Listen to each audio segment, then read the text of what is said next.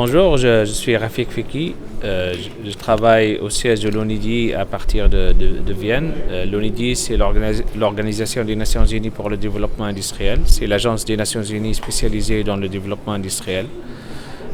Nous opérons dans les différents pays au monde, notamment les pays en développement et les pays sous-développés.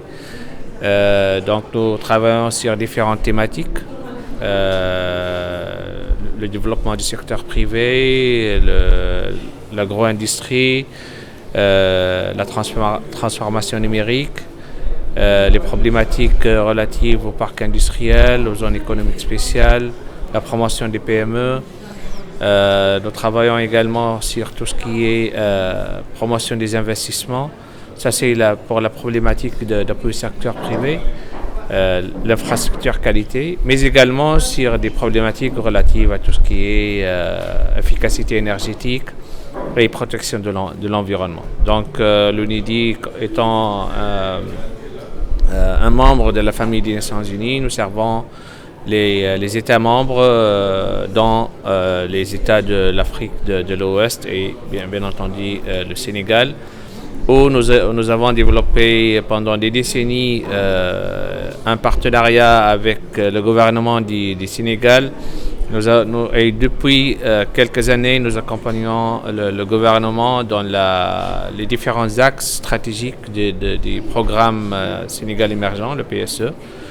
Et là, nous avons accompagné le gouvernement sur le développement de la politique industrielle.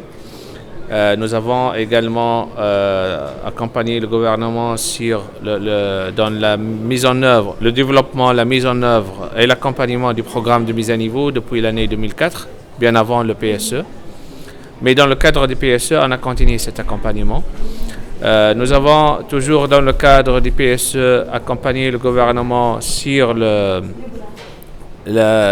mise en place des agropoles. Également les parcs industriels et les ES, en plus d'autres composantes et interventions dans le domaine de l'environnement et de l'efficience énergétique.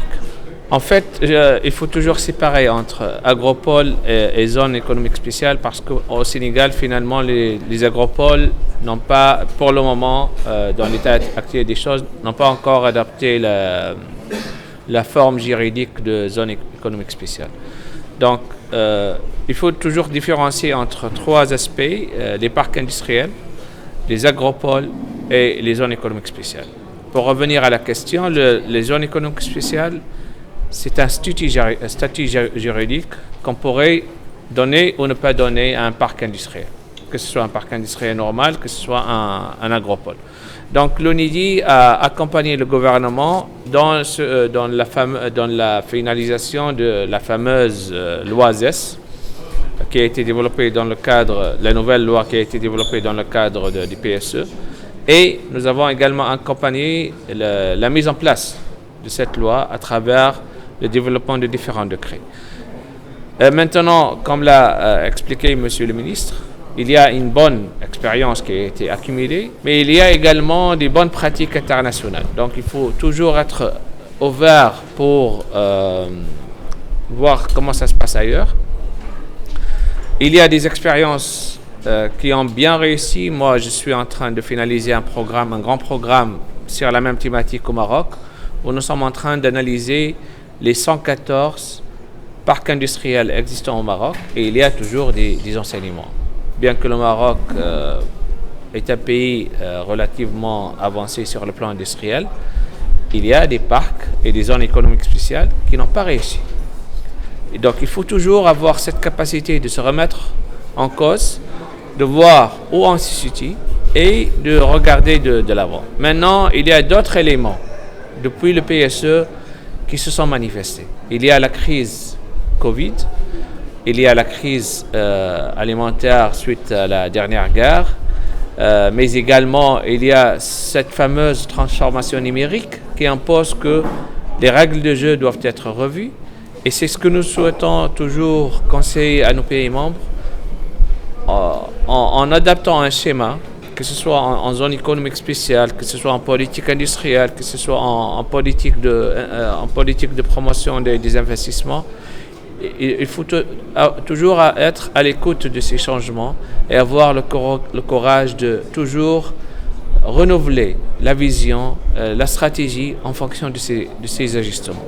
C'est ce que nous avons essayé de faire dans le cadre de cette dernière intervention, c'est de dire, OK, il y a pas mal du travail qui a été accompli dans le cadre de la première période de PSE. Maintenant, c'est le moment de réviser tout cela. Si nous souhaitons passer, comme l'avait annoncé M. le ministre, de 3 à 4 parcs industriels à 45, ça nécessite toute une nouvelle stratégie, tout un nouveau plan d'action pour pouvoir accélérer ce processus de mise en place de parcs industriels ou de zones économiques spéciales.